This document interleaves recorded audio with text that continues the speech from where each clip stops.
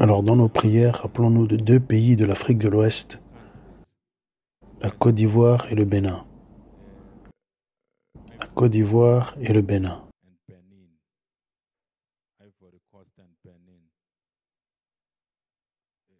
J'ai vu des troubles sociaux, j'ai vu des gens brûler des pneus et je ne sais quoi. Donc il faut qu'on prie pour ces deux pays, en particulier la Côte d'Ivoire. Nous devons prier pour que Dieu donne à leurs dirigeants la grâce de maintenir la stabilité de ce pays. Il est stable depuis un certain temps, donc nous devons prier contre la violence politique ou la violence qui a été inspirée par la politique dans la nation ivoirienne qui s'appelle également la Côte d'Ivoire. C'est un pays francophone et le Bénin aussi est un pays francophone.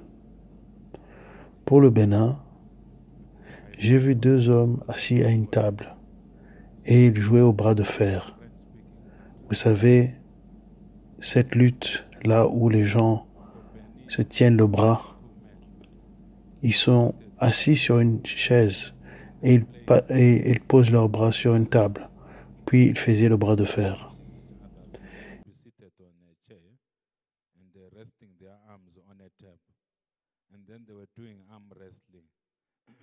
Il y a donc deux personnalités politiques, leurs mouvements respectifs, qui peuvent déstabiliser le pays. C'est l'un des pays relativement pacifiques d'Afrique de l'Ouest.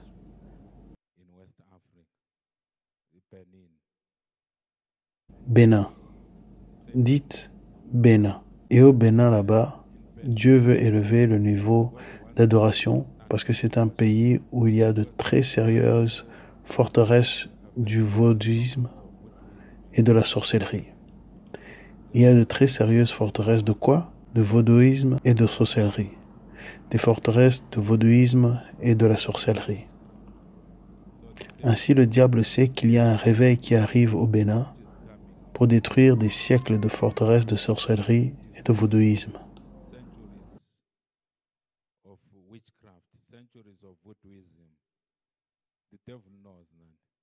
Le diable le sait.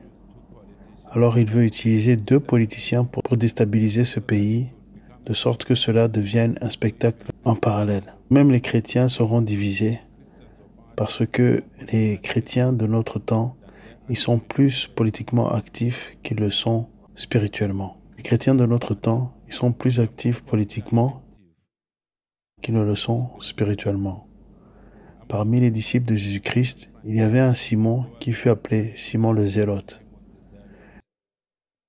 Les Zélotes étaient des nationalistes. Ils étaient des nationalistes juifs. Ainsi, parmi les disciples de Jésus-Christ, il y avait un politicien appelé Simon le Zélote. Dites Simon le Zélote. Oui, il y a donc des fanatiques là-bas au Bénin qui peuvent troubler la paix. Ils appartiennent à deux mouvements dirigés par deux hommes. Je n'ai pas vu de femmes. Il y a deux hommes qui pourraient s'affronter dans un proche avenir. Alléluia, deux politiciens très puissants. Un politicien est déjà très puissant, l'autre le deviendra très bientôt. Cela peut donc créer beaucoup de tensions dans ce pays.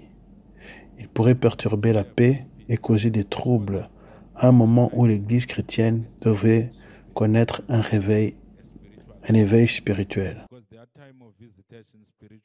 Parce que leur temps de visitation spirituelle est maintenant, selon l'Esprit de Dieu.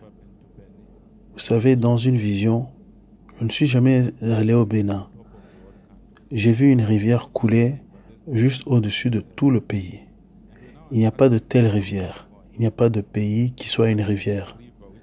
Et quand je demandais à l'Esprit de Dieu, qu'est-ce que ce fleuve qui coule sur tout le Bénin? L'Esprit de Dieu a dit, c'est le fleuve du réveil. C'est un réveil spirituel. Ce fleuve que tu vois, il y a des intercesseurs qui ont prié depuis des décennies contre les forteresses du vaudouisme et les forteresses de la sorcellerie. Le réveil arrive. C'est pourquoi le diable veut créer ce problème dont je parle. Politiciens, deux principaux politiciens commenceront à abuser leur pouvoir et dans le processus, ils perturberont la paix dans ce pays. Nous avons donc besoin d'une vie pacifique, paisible et tranquille pour que nous prêchions l'Évangile. Alléluia. Comme ce que Paul a écrit à Timothée, qu'il faut prier pour chaque personne. Donc c'est les messages que j'ai vus pour la Côte d'Ivoire et le Bénin. Il faut prier pour que le diable ne déstabilise pas ces pays. Ils sont des pays avec beaucoup de potentiel. Alléluia.